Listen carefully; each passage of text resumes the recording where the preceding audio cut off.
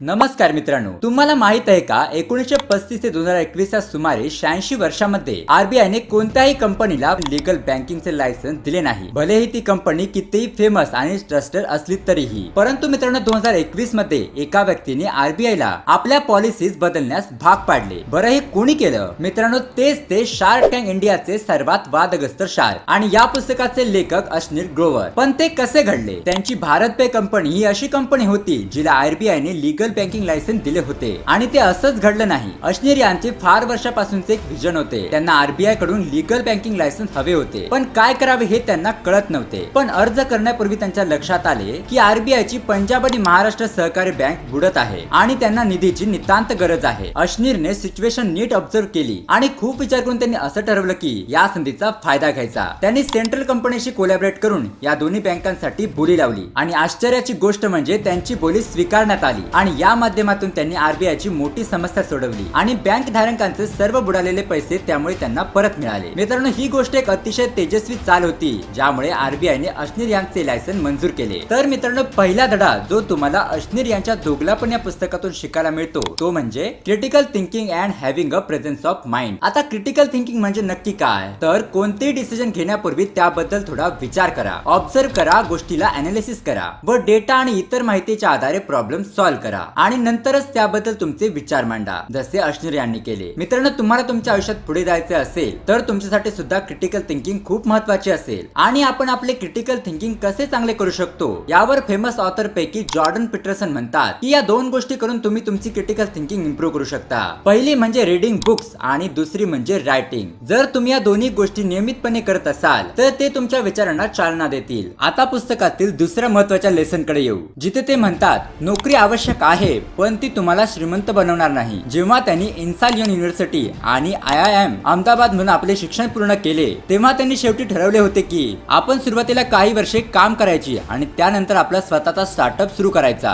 कारण त्यासाठी खूप नेटवर्क इन्व्हेस्टमेंट लागेल आणि स्टार्टअप सुरू करण्याचा एक्सपिरियन्स जो नोकरीत पैसे कमवताना मिळू शकेल. म्हणूनच 2006 मध्ये अश्नीर कोटक बँकेत गुंतवणूक बँकर म्हणून जॉईन झाले आणि 7 वर्षे कठोर परिश्रम केल्यानंतर त्यांना वाटले की आता त्यांनी फॉरेन मार्केटमध्ये एंटर केले पाहिजे. त्यानंतर अश्नीर यांनी 2013 मध्ये अमेरिकन एक्सप्रेस बँकेत जॉईन झाले आणि MX मध्ये सामील झाल्यानंतर त्यांना आंतरराष्ट्रीय स्तरावर खूप प्रसिद्धी मिळाली. आता सर्व काम केल्यामुळे त्यांना फायनान्सचा इन अँड आउट बद्दल अधिक माहिती मिळाली होती, ज्यामुळे त्यांना भारत पे तयार करण्यात खूप मदत झाली. एक इन्व्हेस्टमेंट बँकर म्हणून त्यांना पेटीएम बद्दल अधिक जाणून घेण्याची संधी मिळाली, कारण MX ही कंपनी पेटीएम मध्ये $2.5 मिलियन गुंतवणूक करणार होती. अश्नीर यांना या डील मध्ये काम करायचे होते कारण पेटीएमचे संस्थापक विजय शेखर शर्मा आणि अश्नीर यांच्यात चांगली मैत्री झाली होती. अश्नीर यांना पेटीएम वॉलेटच्या व्यवसायात बरीच माहिती मिळाली होती जी त्यांना पुढे भारत पे मध्ये खूप मदत करणार होती. पण दुर्दैवाने MX सोबत डील रद्द झाली. परंतु अश्नीर यांना फिनटेकचे भरपूर ज्ञान मिळाले होते आणि 9 वर्षे MX कोटक PCJ मध्ये काम केल्यामुळे तुम्ही म्हणू शकता की त्यांना हे समजले होते की भरपूर पैसे कमवायचे असतील तर नोकरी शोधणारा नव्हे तर जॉब क्रिएटर व्हावे लागेल. परंतु सर्व भारतीय कुटुंबाप्रमाणेच त्यांच्याही कुटुंबाची ही इच्छा नव्हती की त्यांनी नोकरी सोडावी आणि बिझनेस कडे लक्ष द्यावे. पण तरीही अश्नीर यांना मोठा पैसा कमवायचा होता, त्यामुळे त्यांनी नोकरी सोडण्याचा जीवनातील मोठा निर्णय घेतला. बघा मित्रांनो, रिच डॅड पुअर डॅड या पुस्तकाचे लेखक रॉबर्ट कियोसाकी सुद्धा सांगतात की माइंड युअर ओन बिझनेस. म्हणजेच त्यांना सांगायचे आहे की तुम्हाला जिथे नोकरी करायची तिथे तुम्ही करा, पण त्यासोबतच तुम्ही स्वतःचा व्यवसाय निर्माण करण्यात लक्ष द्या. म्हणजेच तिथे शिकत राहा, जे तुम्हाला आयुष्यात पुढे जाण्यास मदत करेल. आणि अश्नीर यांनी तेच केले. यामुळे तुम्ही म्हणू शकता की ते भारत पे विकसित करू शकले, ज्यामध्ये त्यांचा 8.4% हिस्सा होता आणि त्याची एकूण किंमत 1920 कोटी रुपये एवढी होती. त्याच्यासोबत आणखी एक गोष्ट घडली. स्वतःच्या व्यवसायात लक्ष घातल्यामुळे ते इतका पैसा कमवू शकले, ज्याची आपण तिसऱ्या लेसन मध्ये माहिती घेणार आहोत. मित्रांनो, ती म्हणजे पॉवरफुल कनेक्शन असणे. अश्नीरजी म्हणतात, जर तुम्हाला आयुष्यात मोठे व्हायचे असेल तर तुम्हाला पॉवर कनेक्शन तयार करावे लागतील आणि पॉवर कनेक्शन तयार करण्यासाठी तुम्हाला इतर व्यक्तींच्या जीवनात व्हॅल्यू ऍड करावी लागेल. कोणाचीही मदत केल्याने तुम्हाला भविष्यात त्याच्याकडून भरपूर लाभ मिळू शकतो. उदाहरणार्थ 2015 मध्ये जेव्हा अश्नीर त्यांच्या बॅचमेट अल्बिंदरला भेटले तेव्हा ते ग्रोफर्स मध्ये काम करत होते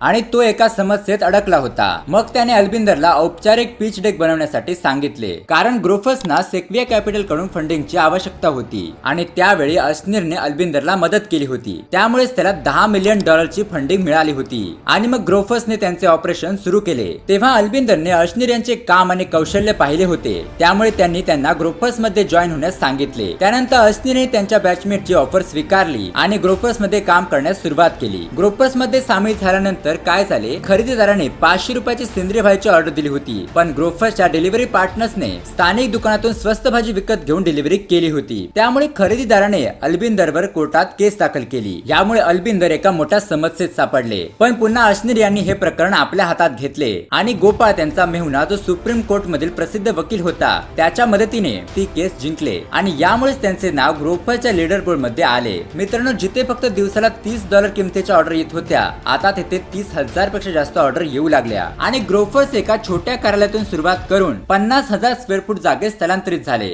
आणि तुम्हाला माहित आहे का, अश्नीर यांनी जेव्हा ग्रोफर्स सोडली तेव्हा ग्रोफर्सची एकूण नेटवर्थ $370 दशलक्ष एवढी झाली होती. मित्रांनो, हे सर्व शक्तिशाली कनेक्शन कसे बनले, तर मदतीमुळे, जे तुम्ही देखील केले पाहिजे. तुम्हाला हे देखील लक्षात ठेवावे लागेल की फक्त कनेक्शन पुरेसे नाहीत, रिलेशन सोबतच आणखी एका गोष्टीने त्यांना त्यांच्या आयुष्यात पुढे जाण्यास मदत केली, ती म्हणजे shut up and take the opportunity. ते मिडल क्लास फॅमिलीतील असले तरीही बालपणीच त्यांना कॅनडामध्ये फिरण्याची संधी मिळाली होती, कारण त्याचे मामा तिथे राहत होते आणि कॅनडाला जाताच त्यांचे मन मोकळे झाले, कारण तिथे त्यांनी वेगळे जग पाहिले, लॅविश लाईफस्टाईल, हाय एंड सर्व्हिस, या सर्व गोष्टी. आणि मग त्यांनी काहीतरी करण्याचा निर्णय घेतला. ते भारतात समाधानी लाईफस्टाईल जगत असले तरी कॅनडाची लाईफस्टाईल काही वेगळीच होती. त्यांना त्यांचे स्वप्न पूर्ण करण्याची संधी मिळाली. त्यांना स्कॉलरशिपच्या माध्यमातून फ्रान्सला भेट देण्याची संधी मिळाली होती. आता मनोरंजक गोष्ट अशी होती की जर स्कॉलरशिप विद्यार्थी उत्तीर्ण झाला तर त्याला मंथली €600 मिळणार होते, पण ही स्कॉलरशिप फक्त 2च लोकांना मिळणार होती. मग अश्विनीच्या मनात विचार आला की जर त्याने ही गोष्ट मित्रांसोबत शेअर केली नाही तर त्याला फायदा होऊ शकतो,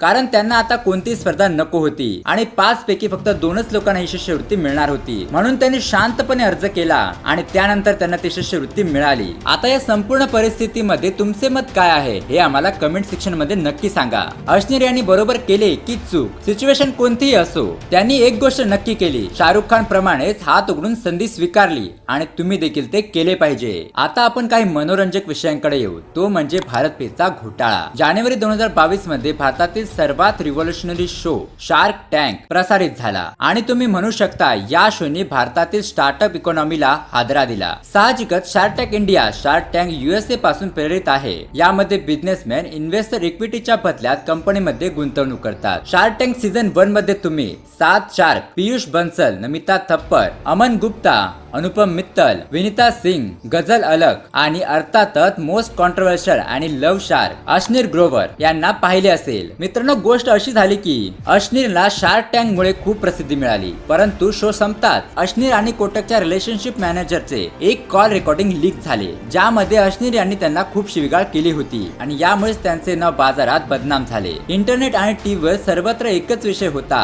बरेच लोक याला भारत पेचा घोटाळा म्हणू लागले. त्यामुळे त्यांच्या प्रसिद्धीमुळे त्यांना त्रास होऊ लागला. किंबहुना समस्या इतकी वाढली की इन्व्हेस्टर आणि भारत पेच्या फाउंडर्स यांनी त्यांना बाहेर काढण्याचा निर्णय घेतला आणि मग त्यांच्या आणि कंपनीच्या मॅनेजमेंट मध्ये खूप अपमानास्पद बोलणे झाले आणि नंतर शेवटी त्यांनी भारत पे सोडले. यामध्ये अश्नीर एक लेसन शिकले, तो म्हणजे don't trust people blindly. Ashneer म्हणतात 100 पैकी फक्त 5 स्टार्टअप दीर्घकाळ खेळ खेळू शकतात, बाकीचे नाही. असे घडते कारण यापैकी बहुतेक फाउंडर इनोव्हेशन करणे, पॅशनने काम करणे आणि वेळेनुसार नवीन गोष्टी करण्याचे प्रयत्न थांबवतात. भारत पेची निर्मिती करताना तो खूप पॅशनेट होता, कारण त्यांना आधीच फिनटेकचे बरेच ज्ञान होते जे ते नोकरीतून शिकले होते. मात्र भारत पेचा खरा प्रवास तर PG ज्वेलर्स मध्ये काम करताना सुरू झाला होता. ही गोष्ट अशी होती की त्यांनी 2018 मध्ये IIM या व्हॉट्सअप ग्रुप मध्ये एक मेसेज वाचला होता, आम्ही आमची फिनटेक कंपनी सुरू करत आहोत आणि आम्हाला बोर्ड मध्ये अनुभवी CEO ठेवायला आवडेल. त्यानंतर अश्नीर यांनी ताबडतोब भारत पेचे को फाउंडर भाविक यांच्याशी संपर्क साधला. त्यानंतर भाविकने अश्नीरला सांगितले की सर्वात जास्त फिनटेक कंपन्या 2% व्यवहार शुल्क घेतात, परंतु आम्ही 1% घेऊ. यावर अश्नीर म्हणाले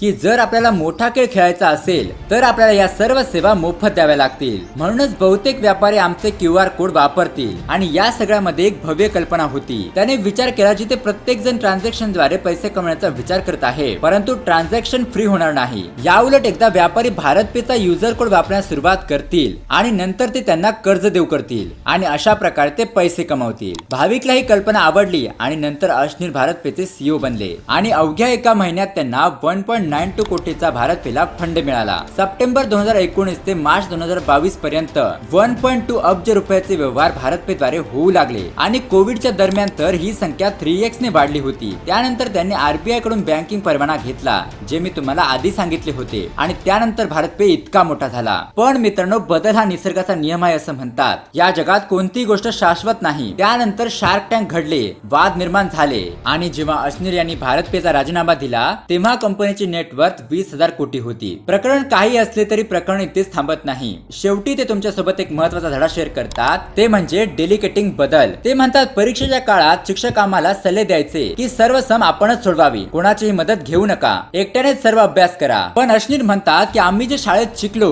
ते स्टार्टअपच्या जगात पूर्णपणे उलट आहे. ते म्हणतात की जर आपण सर्व काही स्वतःच केले तर लोक काय करतील. अशनीर म्हणतात की एक उद्योजक म्हणून तुम्ही तुमचे काम कसे सोपवायचे हे शिकले पाहिजे, कारण जर तुम्ही फक्त प्रोसेस मध्ये अडकले तर तुम्ही तुमचा व्यवसाय कसा वाढवाल, तुम्ही ते करू शकणार नाही. म्हणूनच एक उद्योजक म्हणून तुम्हाला लेबर वर्क करण्याची गरज नाही, तर तुम्हाला मानसिकरित्या काम करावे लागेल, जिथे तुम्हाला लोकांकडून काम करून घ्यावे लागेल आणि बुद्धीने कामातून व्यवसाय वाढवण्याची रणनीती बनवावी लागेल. ते म्हणतात, मी याला पूर्णपणे सहमत आहे. जेव्हा मी माझे काम सोपवण्यास सुरुवात केली तेव्हा मला प्रचंड वाढ मिळाली आणि इतर गोष्टी करण्याला वेळ आणि स्वातंत्र्य मिळाले, जे मला पूर्ण शक्य नव्हते. मित्रांनो, दोघला पुणे पुस्तकातून तुम्हाला 7 धडे शिकायला मिळाले. पहिला म्हणजे क्रिटिकल थिंकिंग आणि हॅव्हिंग प्रेझेन्स ऑफ माइंड. दुसरे म्हणजे लक्षात ठेवा की नोकरी आवश्यक आहे, परंतु ती तुम्हाला श्रीमंत बनवणार नाही. तिसरे, लक्षात ठेवा की पॉवरफुल कनेक्शन तुम्हाला आयुष्यात पुढे मदत करतील. चौथे, shut up and take the opportunity. जेव्हा संधी तुमच्या समोर येते तेव्हा तुम्ही शांत राहण्यावर आणि संधीचा फायदा घेण्यावर लक्ष केंद्रित करा. पुढे आपण भारत पेच्या घोटाळ्याबद्दल बोललो, ज्यातून 6वा धडा मिळतो, डोंट ट्रस्ट पीपल ब्लाइंडली. शेवटचा आणि सर्वात महत्त्वाचा धडा तो म्हणजे जर तुम्हाला व्यवसायात महान बनायचे असेल तर लीडर बना, प्रतिनिधित्व करा. आणि मित्रांनो, सर्वात महत्त्वाचे म्हणजे अशाच प्रकारचे तुम्हाला नॉलेज मोफत मध्ये मिळवायचे असेल तर आमच्या चॅनल बुक्स सारथीला सबस्क्राईब करा आणि बेल आयकॉन नक्की प्रेस करा. Thanks for watching.